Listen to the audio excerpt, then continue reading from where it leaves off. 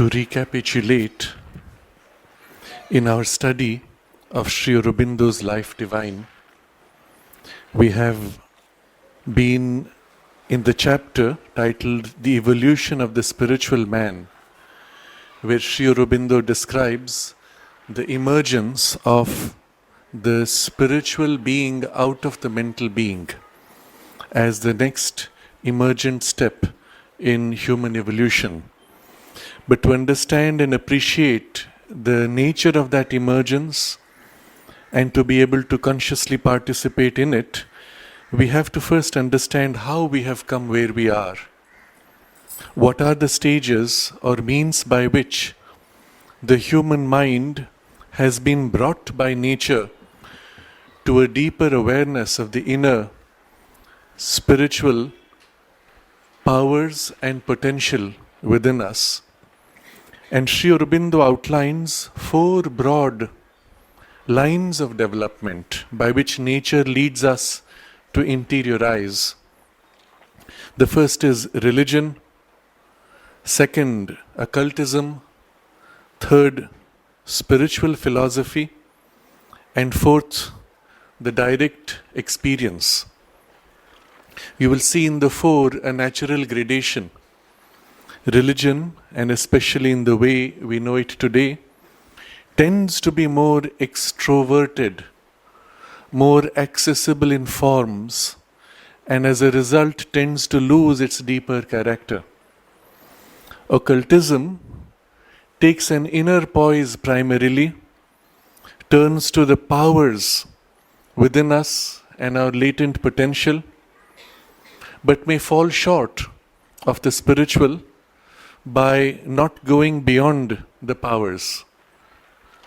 Religion serves the purpose of helping us build a relationship with the divine in the universe or the divine beyond the universe. Occultism, in contrast, focuses attention on our own inner and perhaps higher potential of what we are or what we can become, powers latent which are drawn out to now participate in this larger evolutionary or spiritual unfoldment.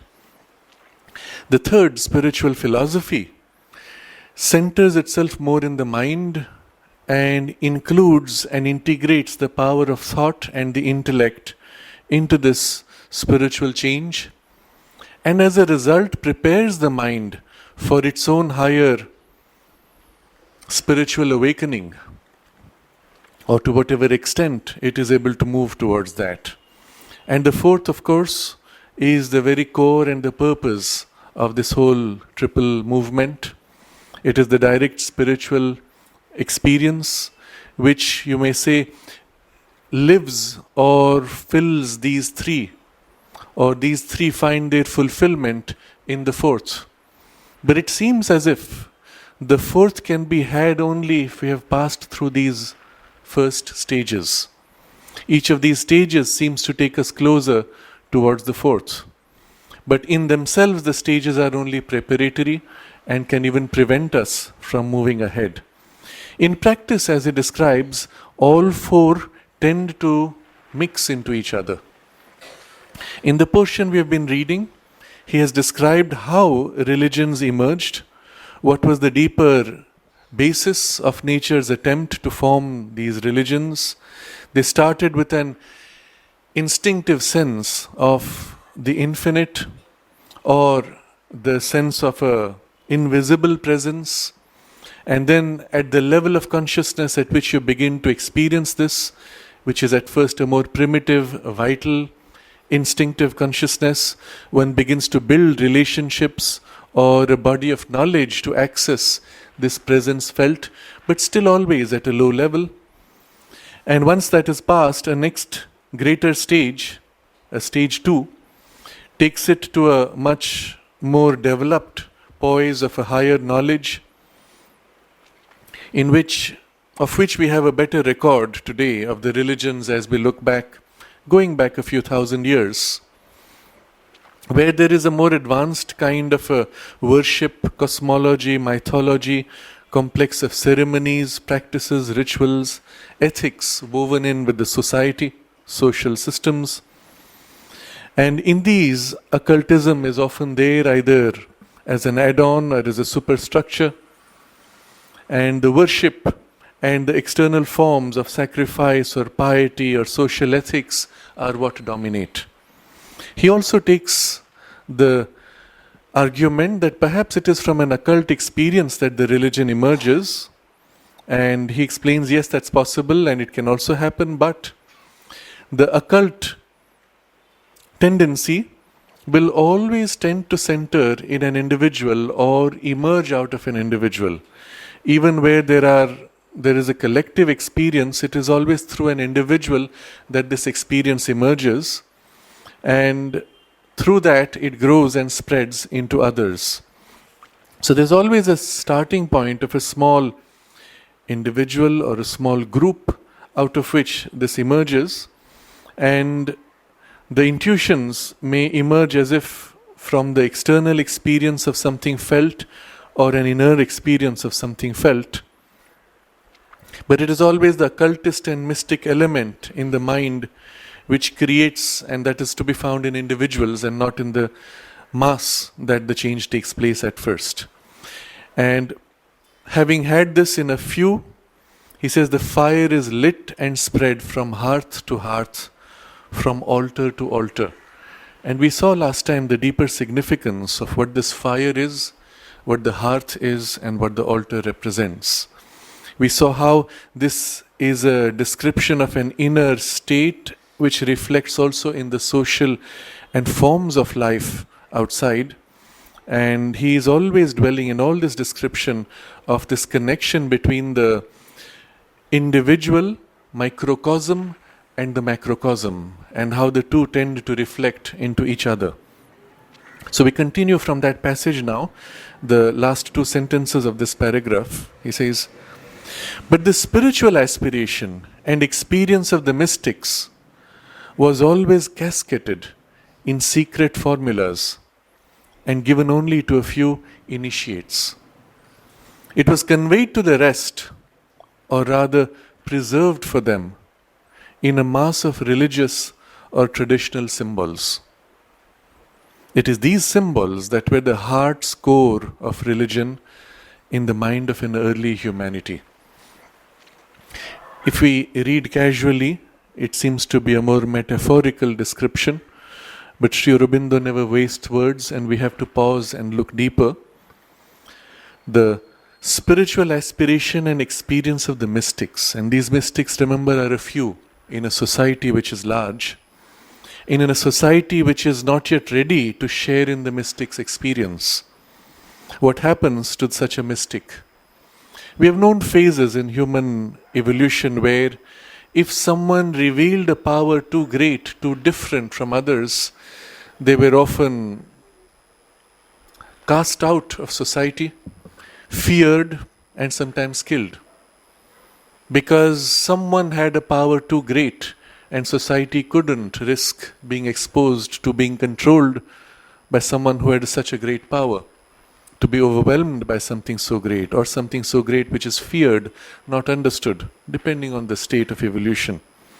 And the mystic naturally, even if society is accepting, finds himself living in a poise and experience so different from the norm that he has nobody with whom to share. And even if he tries to share, the words would mean nothing. There is the example of Plato's famous description of a caveman who spends all his life inside the cave in the darkness. Light is something which is created artificially, and he is only fascinated by his shadows, which is all he knows in the play of the light. If this caveman steps out, he finds himself overwhelmed by the brilliance of the sunlight. He is blinded by the light, unable to contain. If he grows to adapt to this greater light, entering the cave, he finds suffocating darkness and is unable to adapt to the darkness. How are the two to ever communicate? If the man who has seen the light enters the cave and says, "There is such a greater light and I can show you the way out," the people say you are a madman. Because there is only the shadow, light is only a side effect, the shadow is your reality. Light is created, not self-existent. Or whatever argument they may offer. But they fear if he comes with the power of that light, the brilliance of that illumination. And so necessarily the experience of the mystic is held back, protected. And here we get the sense of the casket. The casket tends to cover, to close in a way that you can no more see that which is within. It is generally used, the word is used to describe the box in which you store the most precious jewels, the riches. And again, as a symbol, the riches or the jewels is a Vedic symbol also.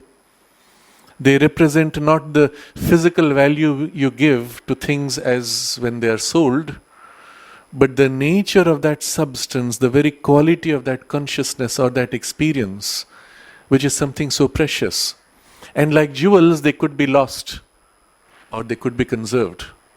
Like jewels, they are immortal. And when worn, they tend to radiate their influence in the environment, impacting the circumstances. And so the jewels are always protected. They could be stolen, they could be lost, or they could be misused, or they could be thrown and wasted. And so the casket as if protects and hides from the eyes of the common man and prevents the thief from stealing by locking the casket. So implied in this use of the word casket is not only the protection but the ability to lock, and then you have the choice of whom you give the key. And this will become suddenly very obvious in the next part of the description. The key given, anyone can have access to the casket.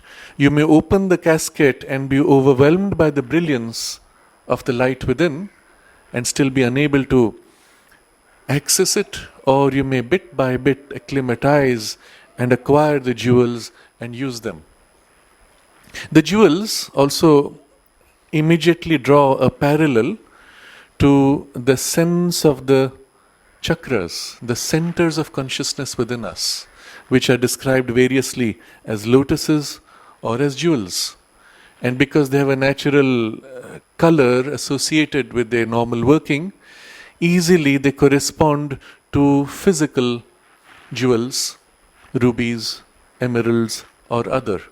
Gold itself has a particular connotation with the higher supramental consciousness, which is seen as a golden. And so everything which is of the spiritual domain seems as if to reflect in some material form or symbol. And each of these jewels naturally evokes in you the sense of the chakras, and the chakras are the secret within you through which you have access to the totality of the universe. And this is casketed in your body as if unable to be seen but experienced from an inner sight. Casket also is used in a later usage to represent the box in which a person who has passed on is placed. And so you can see the suggestion of this. The body itself is as if the casket in which the jewels are hidden. So the spiritual aspirations and experience of the mystics was usually casketed in secret formulas. So the formulas now become the casket and given only to a few initiates. The moment you've put in the form of a formula which covers and conceals, you can show the formula, but people wouldn't understand. And what's the typical form of the formula as shown to others? It was conveyed to the rest, or rather preserved for them in a mass of religious or traditional symbols. We take a few examples. And the most obvious here will be the symbols of the Vedic language. When the Vedic rishis speak of the fire, or they speak of the wind, or the sun, it seems as if they are talking about normal things of life, or things in nature. And they invoke the sun to clear the darkness. And a less developed mind would say, oh, these rishis, they are barbaric, they are so ignorant that they feel unless they call the sun won't rise. And you have people who have actually said that of the rishis, even within India, who declared them as barbarians who understood nothing and didn't understand the basic physics that the earth spins and so the sun has to rise. But that was not at all the case. For them, the sun, the physical sun itself, symbolized the divine consciousness radiating truth. The truth of the divine consciousness radiating its light. And so they spoke of not only the sun rising, dawning in our consciousness, but also the body of the sun, the substance of the sun, the ray of the sun.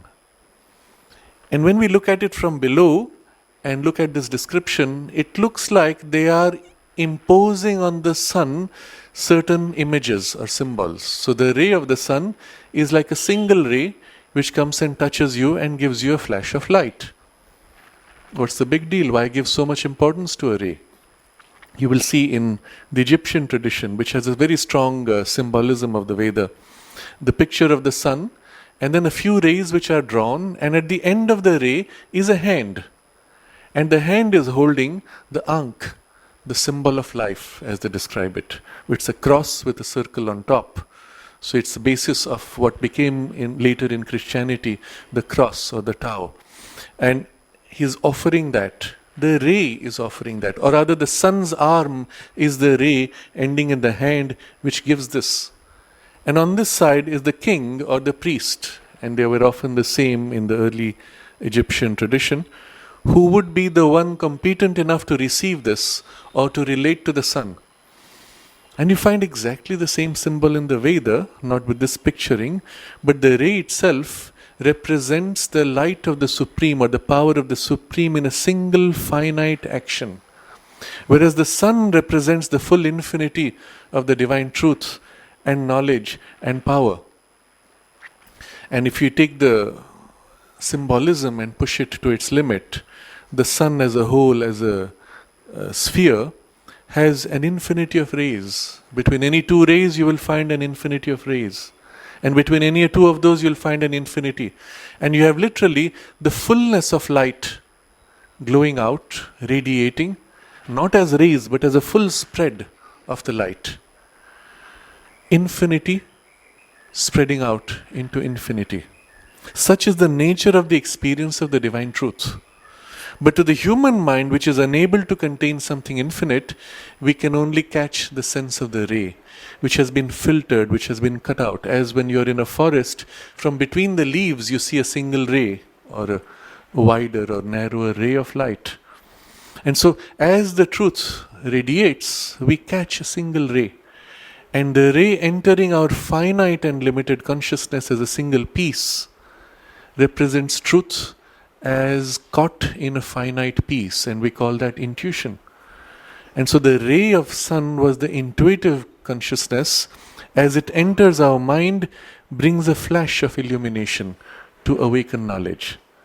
And the flash passes. The knowledge revealed, finite piece, that's all we have. And then another ray, and another finite piece, and another finite piece. So to the mind which is only able to handle finite pieces, you have series of flashes, of rays. If you do not know the sun as the source, then you have only the flashes, and they appear almost like a lightning, and so the image of lightning is used in the beginning. And then later that merges into the ray of the sun, which becomes now a streaming light of the intuition. But that's not enough to the Vedic Rishi. He has to rise along the ray to the sun itself and enter the gates of the sun. You will find in the South American or Central American tradition, in the Mayan tradition, there is the temple and there is the symbol with large stone structure which is called the gates of the sun. Now obviously if you go and see the stone piece, there's nothing of the sun, there's no fire, there's no light. Why is it called the gates of the sun? Because it was again the perception of this, the same symbol as the Vedic, which was represented in physical terms. So your entry into the temple and into the deepest part of the temple, the most sacred, which held the intense divine presence, well, as completely as we could invoke it, you passed through the gates of the sun. Or in the Vedic or later Upanishadic tradition, there is even the description of how passing through the gates of the sun one never returns. And it can be seen in two ways. You transcend the domain of mortality You never come back into mortality. It doesn't mean you end. You never return into mortality. Or it can be seen as a dissolution into the absolute and a liberation from the finite. But if you see it in the first way, you can of course re-enter the domain of divided or fragmented consciousness, but you are never fragmented. And so the gates of the sun had a great sense for the rishis. And then they describe the substance of the sun. You know the sun from its closeness, but you have not yet entered the substance of the sun. And it's only crossing the gates of the sun that you become one with that consciousness which is the divine truth. Unalloyed, unmixed, pure, infinite, indivisible one divinity. You're one with that from which the whole universe, the whole creation, as if bursts out. And now to be able to live in the sun. So the whole symbolism now is in fact a description of a spiritual experience which we discover corresponds perfectly with physical symbols. And to the Vedic experience, as you enter that consciousness of infinity and then turn towards the physical world, you see that these higher truths and their powers and relationships on the higher planes actually reflect on each of the planes below, forming an equivalent pattern reflected but on a denser substance, on a more reduced representation and symbol. To the Vedic vision, symbol was not merely a mental construction. Let's call the sun truth. Let's think of wind as a life energy. Well, it's not just a casual correspondence. It was rather a sight from above that saw how on each plane there was the representation of the truth of the sun, because each plane is a reduction of a higher plane of consciousness. And everything corresponding to it, essential to it, gets represented on the lower naturally, because it's a representation of the higher. But because it is lower substance, lower consciousness, greater limitation, the representation we call symbol. But it carries in it as if the seed, the core, or the link which can allow you to rise into the experience of the higher. So Sri Aurobindo defines symbol as truth of a higher plane represented on a lower plane. And when you catch the truth on the lower plane, it can be for you an entry point to experience the truth on the higher plane. And then we come to an extraordinary perception that as you go down the scale of the cosmos, of the planes of consciousness, all the way to the lowest, densest, most material domains, everything is as if a reflection or a formulation of things which were naturally free and true above, great truths above, which are infinite in a domain of infinity, now are represented as finite forms in a domain of finite forms. But the relationship of that truth, of the sun with the rays, is still reflected here with the physical sun and its rays. Or the relationship of the Vayu principle with the sun, the air principle with the sun, is reflected here by the physical air and the sun and their play, which may be seen purely in physical terms as almost a physical cause and effect. Whenever the sun rises, it heats the air and begins a flow of air. Wherever the sunlight forms, it heats everything, brings light and gives life, and so on. Nourishes the plants. The whole source of all of our life processes we trace back to the sun. You could say, well, they saw this pattern and so gave to the sun this image, but that's an inferior understanding. The deeper truth is they experienced how the physical sun is a symbol of the supramental sun, and saw the life and the relationships to be merely physical representation of that. And then they saw how the powers flowing there would also be represented physically in physical forms. And they named the physical forms by those characteristic powers that they represent above, but also represent here. Horse, for example, became naturally a symbol of energy and the drive of energy. In one of the very old Upanishads, there is the description of the divine in the movement of manifesting, and it is described as the cosmic horse, whose eyes are the sun and the moon, and the if I remember right, the stars are the joints of the bones, and the hair of the horse is the plants of the earth, and so on. There's a direct correlation between what is described as a more essential energy, which is creative and moving, reflected here on earth, or with the physical world, with the physical cosmos, but with the use of the word horse. And the horse is described with the nose and its mouth open, which is Agni, fire, and the nose through which Vayu or air breathes, and so on. It's a Upanishad we have dwelt upon before. When we dwell on that symbolism, we find something so extraordinary, precisely describing the whole movement of this surging forward, manifesting energy, which leaves behind in its wake the past that fades away and looks towards the future as it forms the future. And something of this energy pushing forward, you see when a horse is running at great speed with its nose and head extended forward. And the energy, the quality of the energy of the horse is as if catching something of this. And so the horse is named Ashva, which in the etymology of the word comes from the which is existence, and Shva, which brings the force and energy and power. And so a horse is named by what is seen as a symbol in the vital planes, which is a symbol of the mental planes, which is a symbol of the spiritual domains of this and the spiritual energy which creates.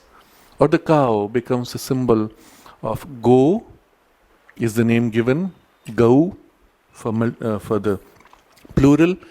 And Go as a word represents light, illumination, clarity, and is a natural symbol in the material body of the cow of that quality of the sattvic consciousness, of the purity and clarity and illumination natural to a higher, freer mind consciousness, of the sattvic quality of the spiritual energy. And so the cow becomes naturally a symbol of, in the language, of that light. And the cows coming home becomes a symbol of the lights returning to their source, or the illumination. The cows moving out, the herd of cows which stream out from the sun. And it doesn't make sense if you take the physical symbol of it. How do the cows come from the sun? But that description can become the beginning of a mythological story. How the cows came from the sun, and as they moved, what happened, and so on. So we find behind the immediate narration, behind the symbol, certain profound spiritual experiences and truths, to which a physical symbol can be naturally given because there is such a correspondence. And then the rishi prays to the sun perhaps to give more cows and more horses. And when you say it in English, it sounds silly, but when you say it in Sanskrit, give me Go and Ashwa, give me light and that energy of manifestation. And you can understand it in physical terms as cows and horses, or if you listen to the Sanskrit in the etymology, the Sanskrit words, the rishi is saying, give me that illumination of knowledge and the power of that illumination of the spirit. And the result is that the initiates have the formula. They know that this is what we are speaking about. But to the rest, it was given, or it says rather preserved for them in a mass of religious or traditional symbols. And that's all the normal man hears. Oh, he's talking about cows and horses. You read the verses and you say cows and horses. But if the person has a readiness, he hears in the word Go, light, and not merely cow, because his mind has turned to the light and not the pastoral interests. Immediately there we see the distinction between who is ready to enter the spiritual domain and who is still in preparation for that entrance. And when the person comes who reads the line and says, this resonates deeply with me, the rishi knows, here's someone who is ready to be initiated. And if he seeks more, if he wants to enter deeper, the rishi gives him the key and shows him what is behind it. Or in the same way, as the spiritual movement grows within us, the Rishi experiences certain things internally which correspond to things externally in the cosmos.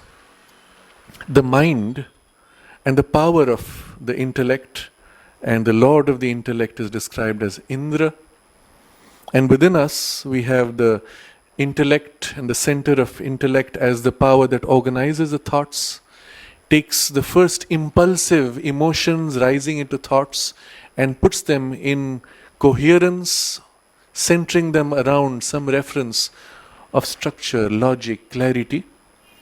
So in the cosmos, we find the maruts, the impulsive energies in the nature of the wind and forces of wind, which are otherwise chaotic in the storm. They are drawn together and gathered by the lightning and the thunder, which is at the center and organized around it and perhaps become a hurricane or a storm. But this energy that organizes and puts them in right relation is Indra, whose characteristic are the lightning and the thunder, which in your mind becomes the light of knowledge, illumination, and the force of knowledge. And so you're using a double term of an internal description which has an external value, and it's not merely just a correlation, it is a symbol, again, in a limited individual of what is a cosmic working. And if it is a symbol, remember there's a link. So if in your mind you become conscious of this energy and awake into it and have full power over it, you feel that energy in the universe and can wield it through your mind's awareness. If you experience the energy of maruts and master it within you, you experience the power of the wind and the storm around you and have a control and mastery over it. Because they are connected. They are the same power working in a cosmic scale or individualized now and represented in our physical biological frame. And so there is a great power in this knowledge which also had to be protected. The awakened rishi living in this reality where his consciousness was one with the universe experienced in his body the experiences in the universe of those powers, or rather experienced the universe as his body in which those powers played, and his physical body as a symbol and a smaller representation of that consciousness in which he lives. And for such a person, that language meant simultaneously the cosmic, the individual, and the correspondence between them. And when he chants the mantra of the Veda, it is as if he is sharing his experience of the cosmos. Too great, too intense, too far beyond a consciousness which is too small, too limited to even begin to understand what it means to live with the universe as your body. And so to them the verses are heard, understood in their limited capacity and terms, and yet they feel the resonance of the power of that experience. And they begin to value it, they treasure it. And in the dwelling of that experience, in the immersion of that experience, their consciousness is as if prepared, widened, and taken up closer to the experience. And so he uses this very interesting phrase, it was conveyed to the rest, or rather preserved for them, in a mass of religious or traditional symbols. It was conveyed, yes, but the real thing was not conveying, it was preserved. The experience was held in a way that even though you are not ready, you can have a touch of it, and the experience and the touch of that experience will prepare you for the fullness of the experience.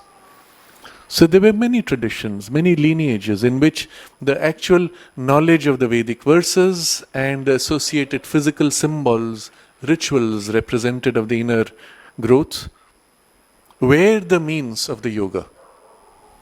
And to the deeper esoteric knowledge, the key was given that what you are doing externally is actually a symbol of what is within you. The fire you light is the aspiration within you.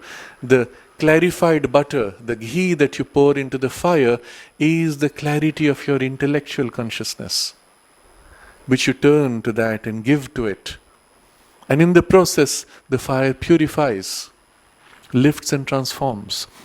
The shape of the Yajna Kunda, the physical altar in which the fire is lit, had 3 steps corresponding to the 3 bodies, physical, vital and mental, of which the fire is the center, the soul and the aspiration that glows out from the soul. To light the fire was to light the aspiration within you, or to become conscious of it. And initially, as you do the ritual, you may have no idea of what's happening within you, but as in the very nature of the symbol, something begins to resonate within you. And as you grow ready, you can be told, you see, this is what it represents. And as you light the fire, you're conscious of your aspiration. As you put the ghee, you're conscious of your psychological consciousness and your powers being merged into the flame of aspiration, consumed by it and purified, lifted by it. And in the space where the ritual takes place, there is someone who is asked to sit. He represents the witness. And his job is to do nothing and simply witness in equality. And you can see what that represents, something of the self presiding over this whole sacrifice of our life and the growth. And the whole of our life journey is seen almost as this sacrificial movement. The word in English, sacrifice, has a very negative connotation of loss of self in a negative way, of suffering. But here the word is yajna, which does not have that negative sense. It is the sacred fire and the ritual of the divine flowing into the divine through the means of the divine. And that's the way it is described by Sri Krishna in the Bhagavad Gita. And he says that one who lives in this lives in immersion to the divine. And in this symbol you realize every single action in the world emerges from the divine, is a quality or special expression of the divine, and flows into the divine. Or is consciously put by who? The divine. So the priest is a representation of an aspect of the divine who takes the material which is a representation of an aspect of the divine in an action which is itself an expression of the divine, put into the fire which is divine. And in this you see how you have to live your life. At the very essence, the process of the yoga itself. And so all these are profound insights, profound truths. And to a humanity which is not ready even to feel it is something too great, but easily represented in the ritual or in the outer form. And so, a mass of religious or traditional symbols, because you feel something in that, you preserve it. The rishis preserve it for you, you preserve it for the future generations, treasuring something which you don't quite know fully, but knowing that it has helped you, you wish it to be helped by others, or knowing that it has a great spiritual truth that you are not yet able to fully experience, you preserve it. And this is how the Vedic tradition, although transmitted only orally, could survive at least 10,000 years without any corruption. And they had other means by which they preserved even the knowledge with certain complex patterns by which there was a self-correction, which we see in modern communications, that when there's a transmission from your mobile phone to the tower, there's a pattern of signals and then there is an encoding around it, so that if the signals are corrupted, you will detect in the encoding and be able to reconstruct. And something of that is built into the Vedic verses themselves. And then there are fascinating correspondences which do not seem to have been done intentionally. You take certain chapters of the Vedic verses, count the number of verses, and they correspond to the number of days of rotation of planets in our solar system around the sun. So it's as if these successive chapters are encapsulating a knowledge or correspond to or resonate with the planetary movements in our solar system around the sun. What's the connection? And then you enter into a whole domain of symbolism of what the solar system is. Microcosm of the cosmos, mesocosm would be the word we may use, and the link of astrology with the human being and how the powers correspond to powers within us and so on, and how those rhythms reflect within us. But in the verses, what we discover is these verses are directed to certain deities. And so it's as if those planets are embodiments or representations or physical condensations of those deities. It gives you a deep insight. Every sun, being a physical symbol of the divine truth, would have around it planets representing these deities, which are also aspects of the divine. There's a very interesting statement Sri Aurobindo makes in one of the letters. He says, every solar system has 13 planets. I don't know the context. I don't know what is asked because we don't have the letter which was asked, the question asked of him.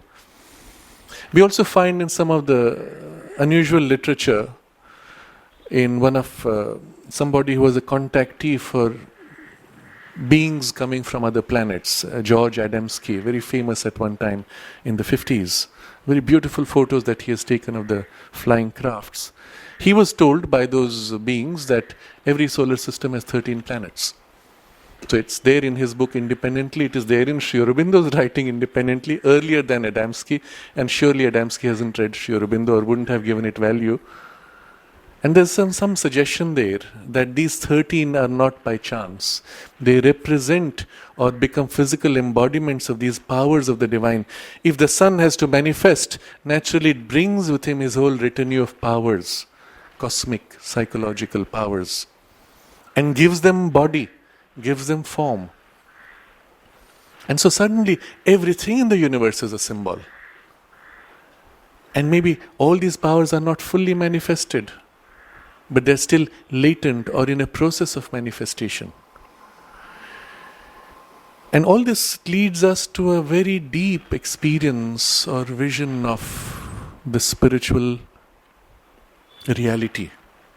The physical world itself is seen as if a embodiment, body of the divine, but in a very reduced, in a very limited, in a very densified, materialized substance which cannot carry the fullness of the truth and loses it, conceals it, even distorts it.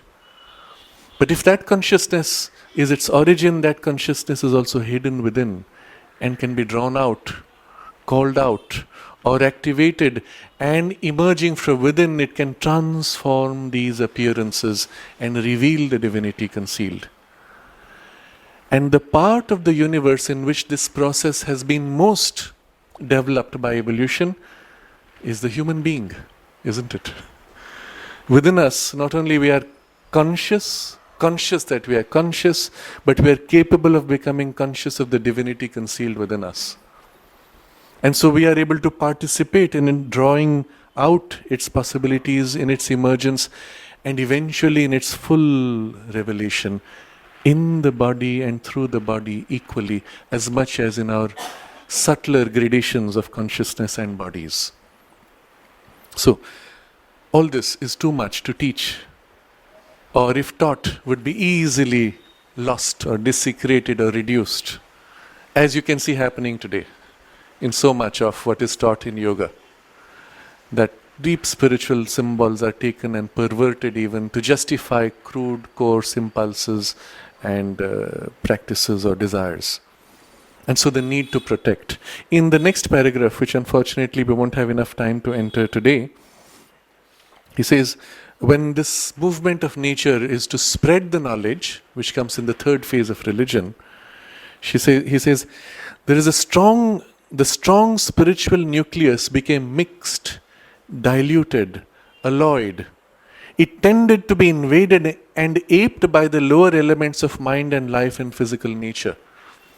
It was this mixture and alloy and invasion of the spurious, this profanation of the mysteries and the loss of their truth and significance, as well as the misuse of the occult power that comes by communication with invisible forces, that was most dreaded by the early mystics and prevented by secrecy, by strict discipline, by restriction to the few fit initiates. So this is the problem. This knowledge is not just a beautiful spiritual experience, it is also a power to wield, to influence the environment, to influence others, a power to draw upon those spiritual potencies and actuate them in the physical world through the symbol, or your body, your consciousness being the most developed symbol of the divine, your mind, your will acting. I've heard interesting stories from people who have wandered around and seen or interacted with these spaces. One of them used to say he was living for a few days with a yogi who was living in the forest all alone, and every now and then he needed to cook his food. How do you light fire? You can buy matches from a local store, but you don't find that in the forest. So he would say a mantra and throw a stick into the arrangement of other sticks, and with the mantra as he threw the stick, there would be a fire that would light. Easy. Keeps it simple. You don't have to carry a matchbox. You want to put out the fire, you don't have to carry water. You can use the mantra or just blow it with your breath. But this kind of an action, this freedom to be able to act, you can imagine how easily it could be misused. Or if you had the ability to teleport, you want to carry an object. Well, it's too much to carry it with you. You hide it in a cave. And when you need it while you're in your forest practice, you pull it out of the cave and bring it into your hand. Not a very big deal for a consciousness which feels that space of the cave as if in his own hand anyway. So just you reach out and pull it out and it's here. And what happens if someone wants to misuse it today? You reach out into a bank and catch the cash and transfer it into your pocket. Or you push a knife into somebody's body far away. Any kind of misuse is possible. Any engagement with invisible forces allows for misuse. What are the things which would prevent misuse? First, he says secrecy. The deeper aspects of the utilization of these powers is held back. Or even in certain traditions, shunned. They will only hold the pure spiritual content of it, and the occult implications of the same Vedic verses are set aside, forgotten, suppressed. Or second, by strict discipline. Unless you follow this discipline, you will not be given this knowledge, and only if you follow this discipline that you become worthy of the knowledge. And that discipline being sufficiently set, it is difficult to misuse. One of the ways in which the discipline was enforced in the context of India, a seeker of knowledge was taught from the very beginning not to have any sense of possession. You own nothing. And you have to develop humility. Now, there are many aspects to this. The humility itself is a necessity if you are to receive a higher knowledge. You cannot claim or seize higher knowledge. You can only receive. And if the poise of consciousness of humility is not developed in all the parts of your being, the transmission of the higher knowledge would never be made complete or would be lost in transmission or distorted in transmission. So humility in your whole being. And so all your life discipline was designed to bring humility, selflessness, and so on. It went to the extent that every evening you would go and beg for food, beg for alms, and people gave what they gave, you took without question. Equality. And no particular desire, freedom from desire. All of these things were impressed. It didn't mean that you had to stay that way all your life, but that was part of the initial phase of education, especially during the formal study years. All children would go through that phase of asking for food. It's interesting today, it still remains in many of the ascetic traditions where the monks go and beg for food, and it's almost like a performance. They walk in a line, go house to house. Not so much in India, but you'll see that in the Southeast Asian countries, in Thailand and other places. In India, it has now reduced. You don't find people doing that, but it's reduced to a mere ritual. At the age of 12, a young man is given the initiation of the mantra, and the sacred thread is put, which is for him like a new birth. You can call it an initiation into the spiritual or the new life as an adult and independent being. But with that, he goes through the exercise. His head is shaved, he wears the special clothes, unstitched, again a symbol, no division, no fragmentation, single piece. And then he has to go and ask for alms. And it's done as a ritual. The fellow goes, asks for alms, eats, and the ritual is over. He takes off those clothes, puts on his usual stitched clothes, goes back to his normal life. The ritual still may have a certain impact, but it's mostly lost. But we see why the strict discipline was necessary. And discipline means control over your thoughts and your emotions and your desires and your instincts.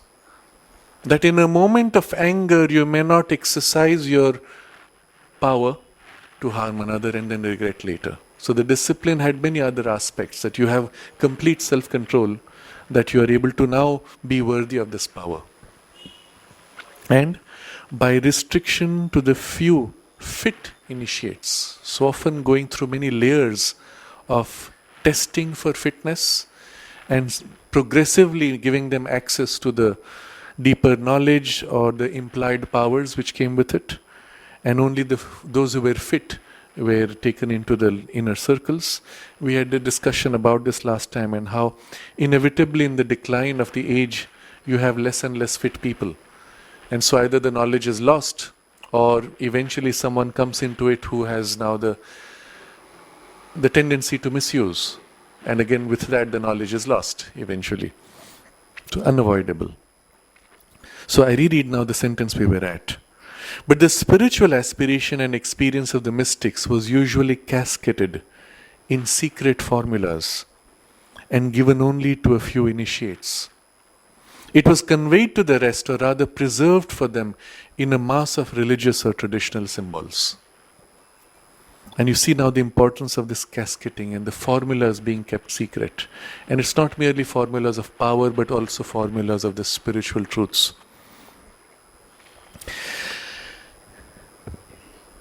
In the Abrahamic tradition, you will find some of these symbols also represented in many stories in mythological forms, of which today the deeper spiritual sense is completely forgotten.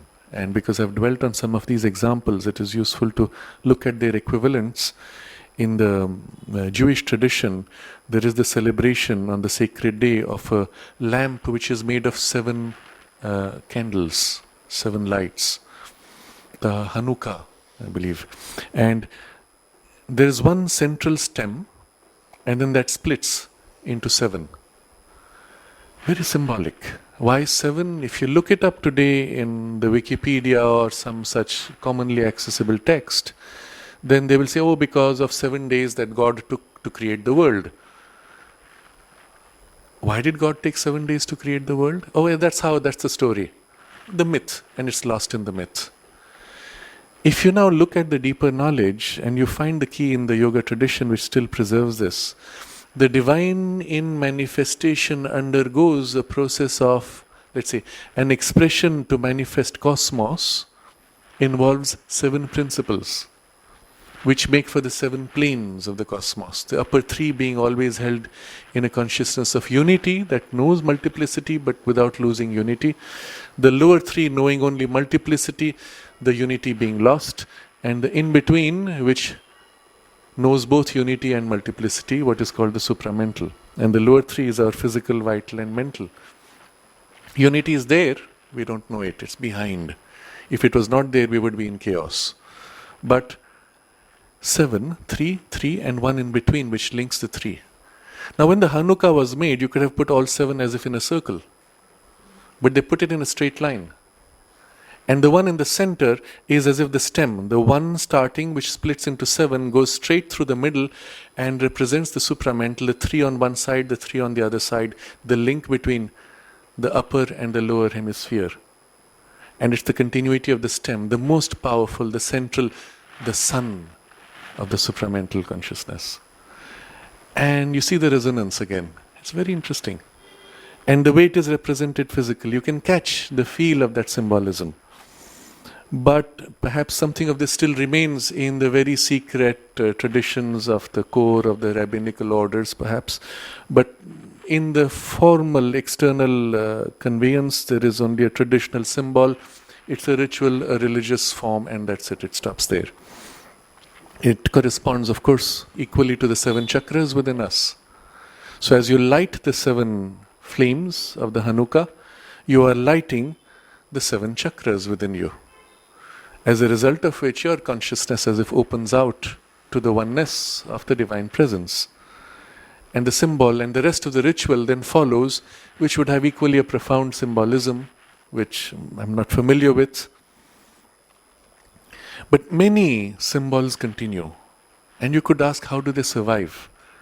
If nobody really knows what they mean, and people just go through it. Because somewhere in that symbol, somewhere in that ritual, you experience the lift, the sense of transition that it leaves you with. You go through the ritual, you come away, something has changed. And even though you cannot articulate the change always, you want to ensure that it is preserved because you feel something hidden in it.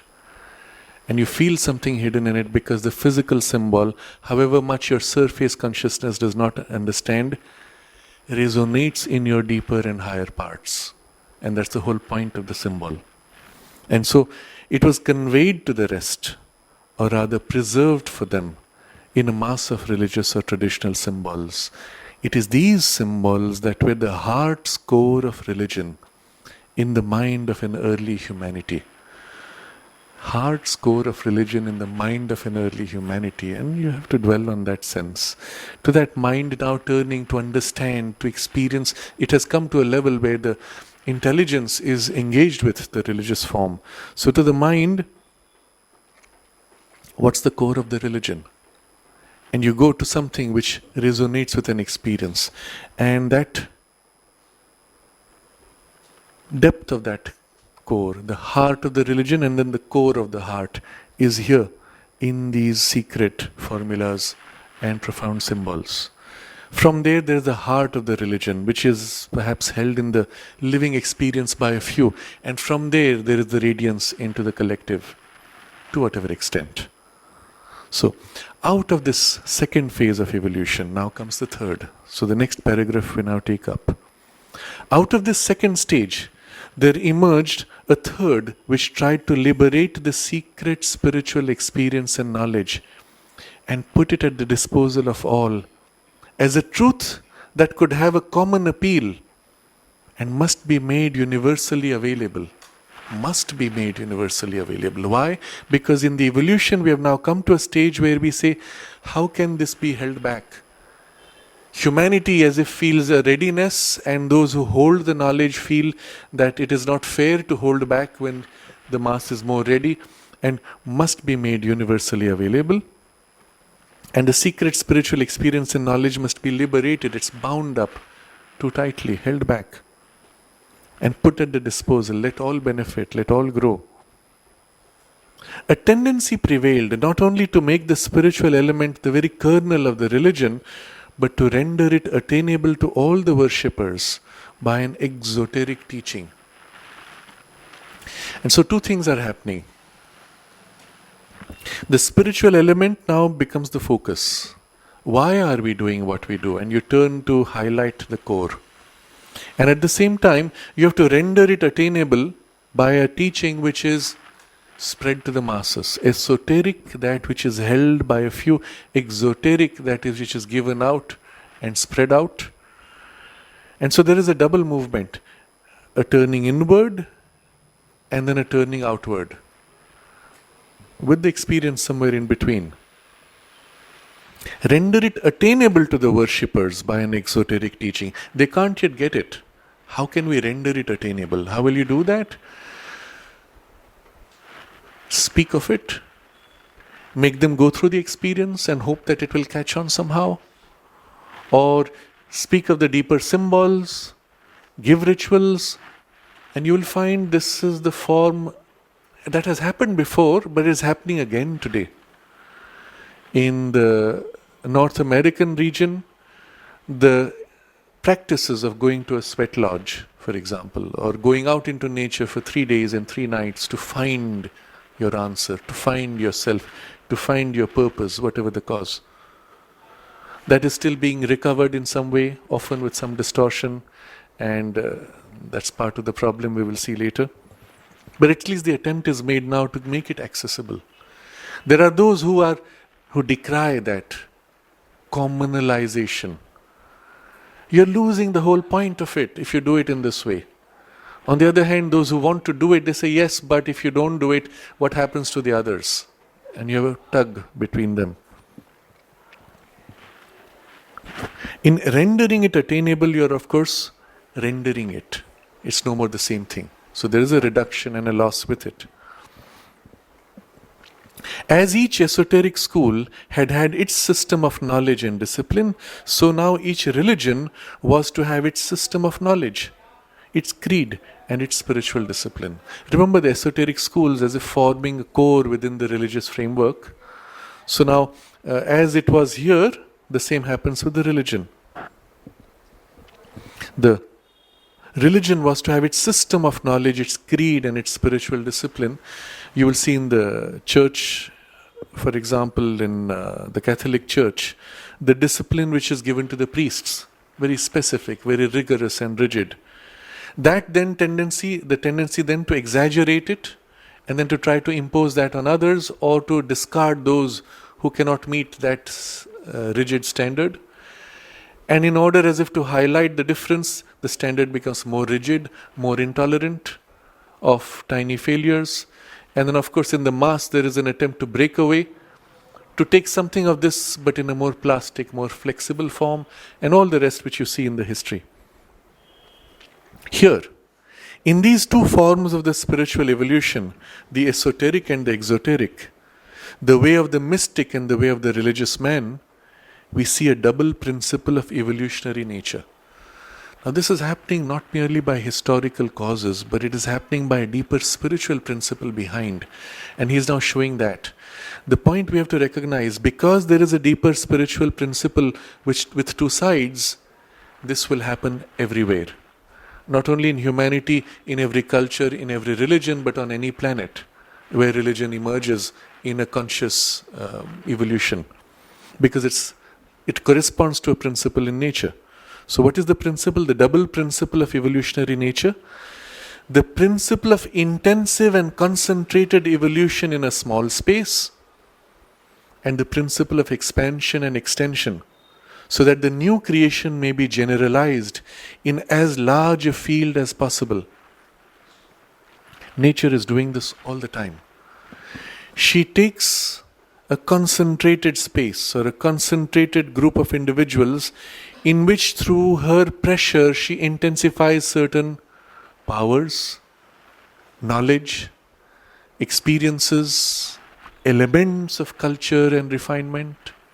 Once sufficiently developed and perfected, there is this other movement, principle of expansion and extension, so that it may be generalized in as large a field as possible. And the second movement tries to reach out as widely as possible. The attempt is to go to the maximum. But he uses two words in this expansion. Expansion and extension. In the expansion phase, that which is there simply widens out. It cannot expand beyond a point. At that point it extends. And in the extension it is no more the same fullness of experience, but a content of it which is as if pushed out. In the expansion there is an in-to-out pressure. In the extension there is only the outward pressure that is left. You're actively spreading it.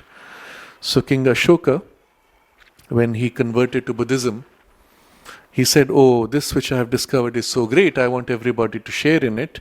So he has the edicts which he formalizes and then sends out what he calls the teachers of righteousness, teachers of dharma, who are sent out in all directions to spread the teaching.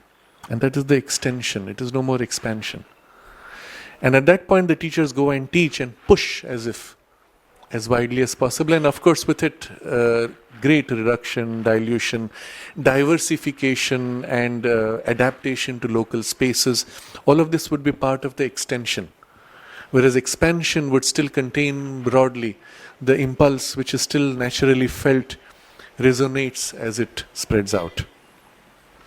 At the same time, nature gathers to concentrate, intensify in a small space, and at the same time she expands and extends so that this new creation may be generalized in as large a field as possible. Now, these two movements may happen at the same time. More often we see them in succession. So, first there is a concentration in history. It is built strongly enough, and then there is this outburst, spreading out. The concentration is never lost, that still retains, and in it a further concentration may continue while the expansion goes on. Or the concentrated space weakens by the very force of its expansion and extension, and now loses something of it, and the exaggeration is on the expansion and extension, and the core seems to fail. Or after a while nature says, now I have diluted too much, and again a concentration, but no more necessarily in the same space. It could be in many different centers that she builds a concentration. And then from there again an expansion and extension. But this dual principle of nature and the alterations, even when they're simultaneous, the alteration of emphasis is nature's method, and so necessarily everywhere. Now, when we say everywhere, it is not only in the context of religion, it is in the context of everything else, of culture, of any kind of development, of any technology, of any new habit, of any evolution, including not only psychological evolution but physical evolution. So in the physical evolution, there would have been a time when nature concentrates on a few apes, intensifies the urge to push awareness into mind and thinking mind and self-awareness. And it may happen in a one tiny cluster, and the apes rapidly grow into this, and there is this awakening into knowledge, and the consciousness, now separated sufficiently from the body, turns upon the body and can hold its own. And with it, the influence acts on the body itself to change the body rapidly, and you have as if the breaking out of the human crude form. And then once this is achieved by resonance, it spreads out into all. We spoke last time or the time before of the 100th monkey principle, where once a species attains a sufficient stability of a new habit or consciousness, it ripples into the species consciousness. So it could be a transmission in that way, horizontally in consciousness, or transmission through physical form and conveyance. The truth of transmission by direct resonance of consciousness is far more effective in the domain of the mind. And there you do not need to have species, individuals wandering to spread and teach.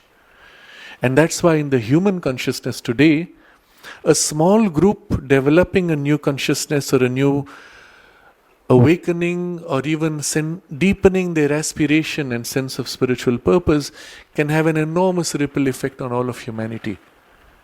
And much more rapidly than before, because everywhere in humanity there is a seeking, but without awareness of what it is seeking.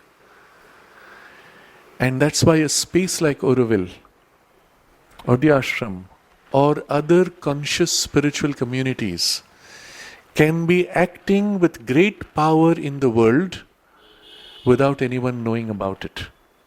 And if they are conscious of this influence, the action can be even more potent. The mother spoke of it openly. She said that the ashram in that context was like a special representation of humanity, and all the types of humanity and their typical problems were represented here to be solved in a concentrated spiritual effort by the spiritual action. And she said wherever the breakthrough was made in change of consciousness, it had enormous repercussions in humanity, because that change would ripple out, and those people would find it easy now to change. Or the action of the spiritual on that knot having succeeded, the spiritual action in the collective would be able to dissolve that knot or change it naturally, more easily. There were many examples of people here who were very troublesome, who not only were troubled internally but were troublesome to the community. And so many said, well, why didn't you just send out this person? And mother said, you don't understand how important it is, the work that is being done in him. And if it succeeds, it will be such a great help for humanity. Sometimes it succeeded, sometimes it seemed to fail. And what is interesting in the way it works, if the person leaves and now ceases to participate consciously, someone else who has a similar tendency finds that tendency exaggerated in him, because it is as if the consciousness in nature, in humanity, now concentrates into this person to say, here, I need this to be fixed. If not through that body, through this body. And suddenly he feels his problem intensifying. And equally the spiritual action can work upon it, and through him on humanity. So it's something very interesting. It does not happen everywhere. But it happens where there is a conscious gathering of people for a spiritual purpose, that automatically the consciousness of humanity leans into this group to participate and to receive the spiritual light and to participate in that accelerated evolution. So when you start, it seems like, oh, we are such fine people, we will never have a problem. And as you grow very rapidly, suddenly problems tend to exaggerate and appear within us. What happened? We were so fine together when we started.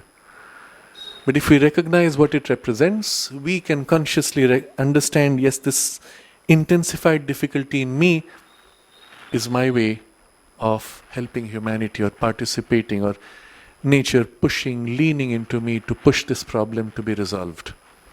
Which is what you see in Auroville. When numbers are small, the exaggeration of the problems is sharper. So when numbers were in the hundreds or so, the mother said, you have a lot of problems, isn't it? And she said, wait for the number to grow a little more. Once you're about 20,000, all these problems will go away. Because then the problem impulse is spread out into a few, and it's not as sharply felt. If we were just 5, it's as if 5 have to represent the burden of those problems of humanity. It seems too sharp. When you're 500, then it's already dissolved into 100-fold, so to say. And with different degrees and gradations. Some in whom a point is acute, in others it is a more dulled aspect, and so on. But we here understand a deeper working of nature. Remember, it's always nature doing it in us until we come into our own as a conscious practitioner. There is the subconscious yoga of nature, and then the conscious individual yoga that takes over from there. So at that point, nature is pushing for this widening and for the concentration. So wherever the opportunity comes and people become open to the concentrated effort, nature pushes herself and the problems necessary to be fixed in them, through them. Equally, she evokes in a few who are ready the impulse to spread out. And when Ashoka would have sent out his emissaries, it's not enough that he orders, you go. There has to be someone who's competent, and among the competent there are those who would volunteer and say, yes, I feel the urge to spread, and I'm willing to take the strain and the struggle of going great distances. And the impulse within them as if turns to accept this need. Or rather, if you understand the way nature works, she builds vehicles who are now ready for this when the time comes for the spreading. And then she activates them, and suddenly there is this movement. If she understands nature's working, she is looking ahead. Because she knows what she wants to do. She is looking ahead. Not only in a few years, but decades and sometimes thousands of years. You will remember the mother's observation that for her body to be constructed, to be ready for the work that she had to, the consciousness she had to bring into it and the work to be done, it took nature about 2,000 years to gather the material. Now nature would not do that for just one body. She would make multiple centers and then use that which is most ready at the time when it's necessary. And then mother says, when it's time for me to leave my body, when I have to leave it, it'll take me about 6 months to put back into nature that material which has been gathered. So the gathering of material is not only in the physical part, in the psychological body is also a certain very refined and plastic and complex mix. When you see in her heredity, in the lineage, there are branching out into 4 different directions, from 4 different cultures, from 4 different traditions, and even specializations of religious or genetic types. But when finally coalescing in her mother, there is suddenly no religious form given. but with a body which has imbibed all the best that those religious trainings and disciplines and spiritual culturings could have brought. And so one sees in nature a kind of a foresight of which we are unable to fully appreciate. And even as you see the confusions in the world today, if you could see what nature is trying to do through that confusion, you would say, yes, this makes so much sense. And some of this he is describing here. In this passage particularly, he reveals nature's processes. We have seen earlier also another sentence which had come, on which we dwelt for quite a while, where he said, "This is everywhere the process of nature, and to ignore it is to miss the intention in her works and get lost in the maze of her procedure." You remember that line which we had gone on to. And that was there where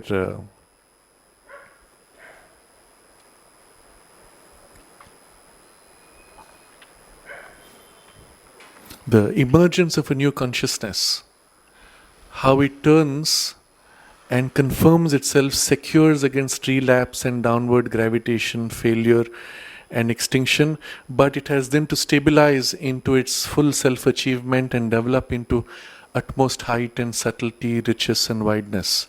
It has to become dominant, all-embracing, comprehensive. But it has emerged from a lesser grade. So that whole process of emergence and how it has to stabilize itself was a description of how the mind emerges out of a lesser grade of consciousness, or the spiritual consciousness emerges out of the lesser mind. And if in the vocabulary that Sri Aurobindo uses on the first emergence of this spiritualized mind, he calls it the mind of light, which is able to experience freedom from ignorance, although in finite and limited degrees. But that mind of light goes through two phases, one of assembling its powers, and when sufficiently concentrated, it comes into its own now, recognizing itself, and now amplifying and developing itself to protect against relapse and so on, the passage I read. And if you get stuck with procedures of nature, you get confused. If you look at the intention, you can see this happening everywhere. And through many different processes, because nature is not bound to a single process. So this is a very interesting chapter where all these processes in evolution he is showing you. And as we've always said, it is universally true across all planets, across all cultures, across all religions also in this case. So the double principle of evolutionary nature, intensive concentrated evolution in a small space, and the generalized extension, expansion to reach as large a field as possible. Now he elaborates on this. The first is the concentrated, dynamic and effective movement. The second tends towards diffusion and status. In diffusion, what happens? Something of what you have enters a different material. In physical terms, diffusion would be a gas diffusing into another, or colored water diffusing into the mass of water, or salt diffusing into water until everything becomes saline. The nature of diffusion, in this example of salt or color, is that everywhere it gets spread out. But the substance into which it spreads largely keeps its character. And the color, the teaching, the spiritual experience is filling it in a mix. And that's the problem of the second tendency, diffusion, and with its status, it wants to fix itself, stabilize, and this is what I am, I won't change. Get into some diffused state, and then that becomes now the norm and status to bring stability. In contrast, the first is concentrated, dynamic and effective movement. It is always in change. It has to dynamize in concentration and to be effective, and it measures its effectivity and optimizes itself for effectivity. And the other, slow diffusion, stabilization, fixity. As a result of this new development, the spiritual aspiration, at first carefully treasured by a few, became more generalized in mankind. But it lost in purity, height, and intensity. We will see this in some of the old cultures, old traditions, many of which have died out. In Egypt, for example, you find the priestly class protecting the spiritual content, the king being often the chief priest, or later when there is a separation, the king becomes a symbolic center, but the priest who does the active engagement is someone else. And there already you see the spirituality separating from the form, knowledge separating from the power, and a division has occurred. Inevitable again, because in the domain of mind, knowledge and power appear to be separate faculties.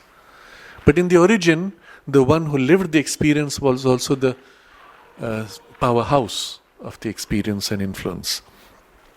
And then later, people look up to the priests, look up to the king, but go on with their normal lives. Occasionally, special events where there's revelation of a presence, a light spread, or simple rituals given every morning. Look at the sun, offer water to the sun, speak your mantra, and go back to your mechanical life. Little bit more, but at some point, it breaks out of that boundary, and you want everybody to participate, and that becomes the more generalized teaching. What you see today as religions in the world and the practice of religions is the result of this dissipation. With it though, with a generalized form, you have three things: loss of purity, loss of height, loss of intensity. When the person does, let's say, the formal ritual, what are you doing it for? So that I will gain good luck, so that I will grow in my business, so that I will succeed in my desires for love or for comfort or for security or protection, whatever it is. Why do you do your prayer? Why do you go to the temple? Well, since I've started going to the temple, my business has grown so much. I get some peace of mind at the end of the day. I'm not so much troubled. I sleep better. Something which is about satisfaction of your current priorities, and it has nothing to do with the spiritual. Or loss of height. You have an experience and an uplift. I feel good whenever I go to the temple. I feel this peace and joy and calm. And it stops there. I don't need more. What about entering the peace of infinity and the knowledge which is infinite and the bliss which is infinite? Ah yes, after I retire from my life. Right now I want to enjoy my life. So the enjoyment of this is more important. Satisfaction of my lower triple sheaths, bodies, is the priority, and that is felt as a distant call for which you're not ready. This is the priority. And then loss of intensity. I feel a little bit. If it becomes too much, it's scary. I can't contain it. And it actually happens to people when they feel the experience to grow in intensity, they stop.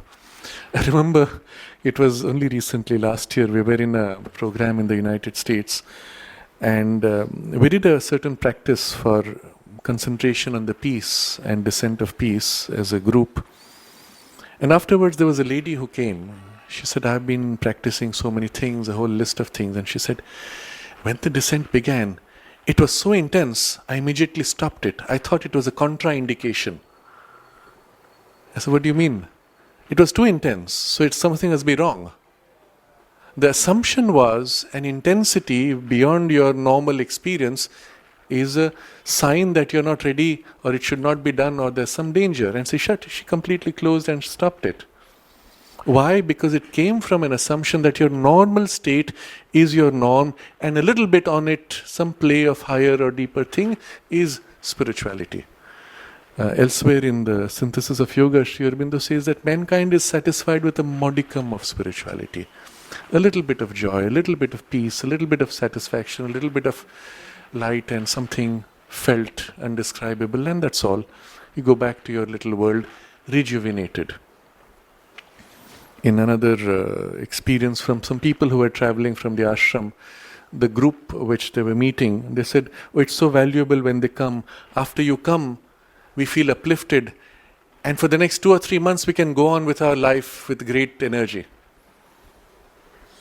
And the question put was, well, what about the point of that uplift? You're not interested in that. You're not interested in deepening and growing in that consciousness. You want to just take that in rush to be able to live your life with greater enthusiasm and enjoyment.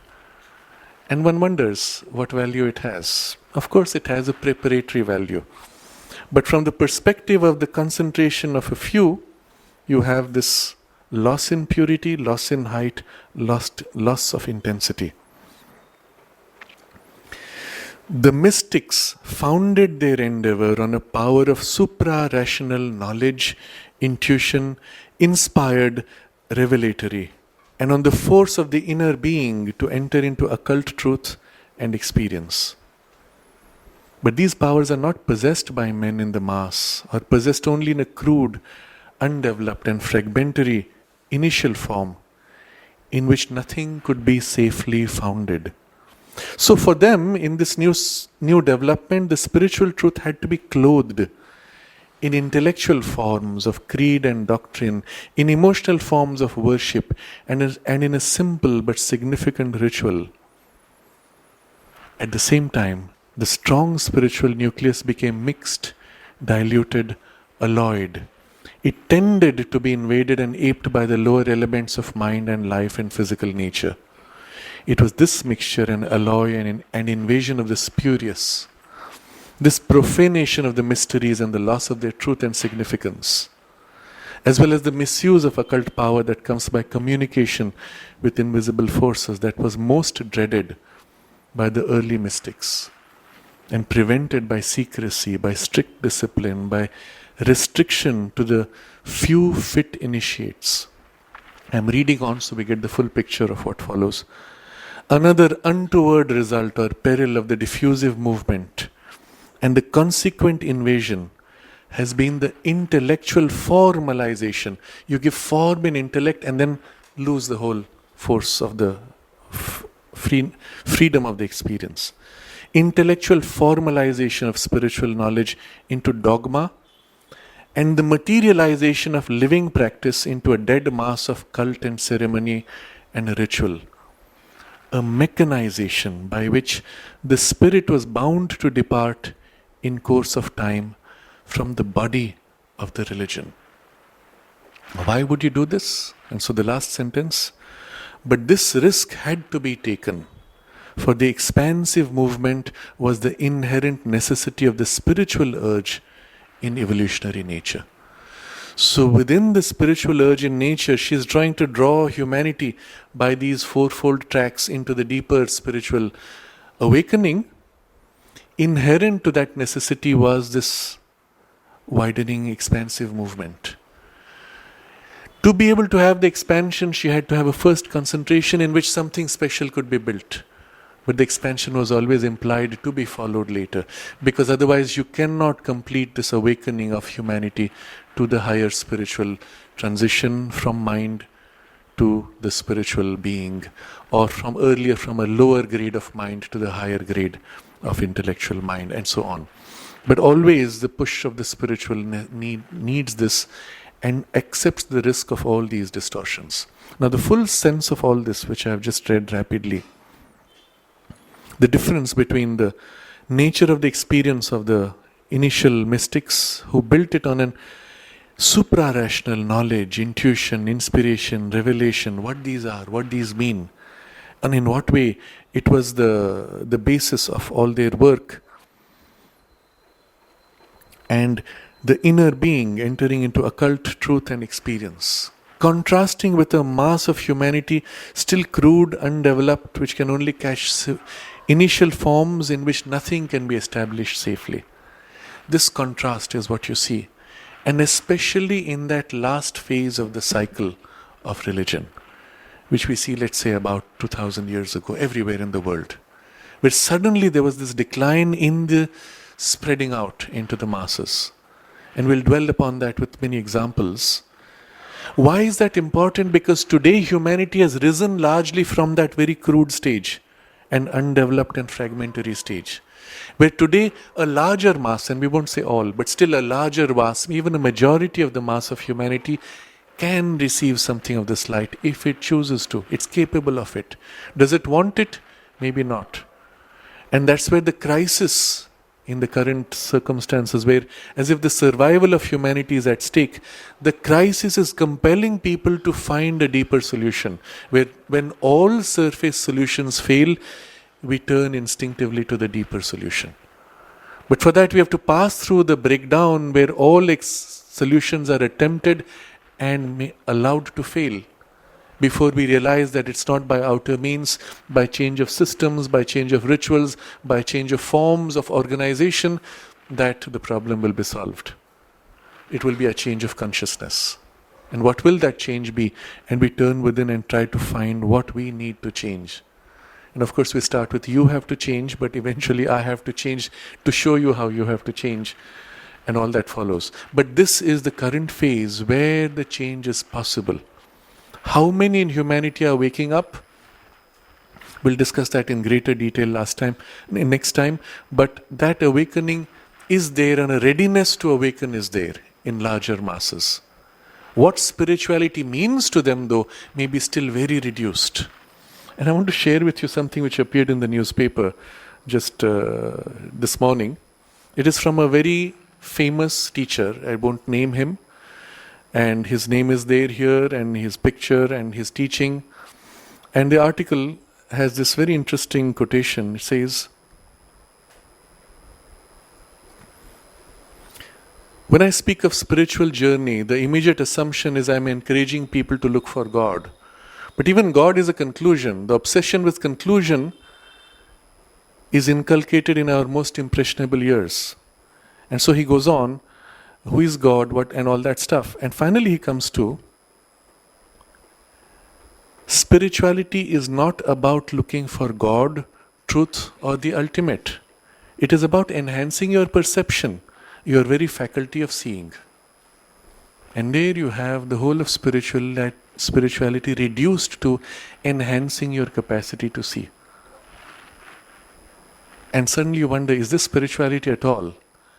And yet in the mass teaching that the movement aims to reach, if you say you must realize an ultimate consciousness or deeper truth or God, whatever vocabulary you may use, and they correspond to different experiences of the divine, most people are not interested. You can't build a mass movement. In order to build a mass movement, you have to minimize expectation from the followers. Do this ritual 5 minutes every day and you're part of my group. And all the benefits will come naturally to you. And all your desires will be fulfilled. And all your whatever promises. And you have a little bit of spirituality. That's the modicum. How many movements will you find in the world which declare self-realization as their goal? In the West, the only one I know of is Self-Realization Fellowship, founded by Paramahansa Yogananda, which declares self-realization as the goal. It's Self-Realization Fellowship. How many followers really aim at that, one could still question, but at least the movement declares itself in those terms. I don't know of any other which has, maybe they have different vocabulary, but aiming at that as the primary goal. And again in India, you don't find too many with that declared goal. Or if they are, they're so small, so few in numbers, that you rarely hear about them in newspapers or in headlines.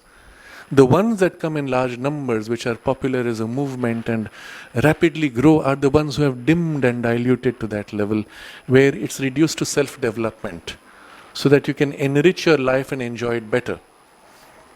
Self-development is not spiritual development. Self-development stops with amplifying your current powers to be able to exercise their use in life just a little more, to fulfill your current goals of desires or enjoyments. Spiritual development changes all these fundamentally. So this is to understand, and the risk and the utility even in this dilution we have to recognize. They help the larger mass move one step up. And having moved one step up, they realize there is a little more and can move another step, and each step may grow slightly faster. And at some point, a larger part of humanity will say, yes, there is something more. And while it may take time, while it may not be my immediate priority, that's the direction in which I want to grow. And a true change within, a spiritual change begins. So we are in this very interesting transition today in the world. And as we dwell on these lines next time, we will appreciate better the nuances and the hints which he shares here. But the next session will be on Sunday after 2 weeks. It will be on the 9th of February, as I will be traveling in between. For those who are coming here regularly, we will still show a video of other talks, and you're welcome to join at the same time to keep the mood of the study. But we will pause here and dwell upon what within us, in our own consciousness, corresponds to this movement of gathering, concentration, and the movement of spreading and dilution. Within us, we are also a people. We are also a community of so many parts in the human being. Which is the center within us, or which part within us aims at this concentrated growth? Become conscious of this. Which parts within you are more interested in the catching a little bit of the light and then spreading it out into your rest of your personality and its priorities and interests, engaging with lesser experiences. Notice these two. And then place them in context with each other. The form in which the mother recommends this exercise, she says, every evening you sit down, become conscious of your aspiration, and put everything that you have done in the day in relation to that. Just be aware. You don't have to change anything, just be aware. And you will notice certain things you did nourished your aspiration. Certain experiences you had helped you grow. Other things diluted or made you lose or turned away from the aspiration. Simply observe. Doing nothing else. And within a few days, a few weeks or months, you will find automatically your awareness shifts, priorities shift. The things which nourish now begin to be more prominent, more important for you. The things which dissipate, which you were not conscious were dissipating, now you realize somehow it's not so much interesting anymore, not so fun anymore. And they begin to have less importance, they begin to fade. Or their form changes so that they become more nourishing, more actively participating. Parts within you which were more peripheral begin to turn and orient towards the central aspiration, and all the changes begin to happen. If we look at ourselves as a group, as a people with many parts of consciousness, the same process which it describes in society is taking place in us. And that's why the microcosm and the macrocosm. And implied is the suggestion that as we change things within ourselves, it will reflect in our immediate life, in our immediate circle of relationships, and perhaps also within society and humanity, to whatever small degree. And in a sense, that's the best contribution you can make to help in humanity's spiritual awakening. We'll pause here and meditate on this for half a minute.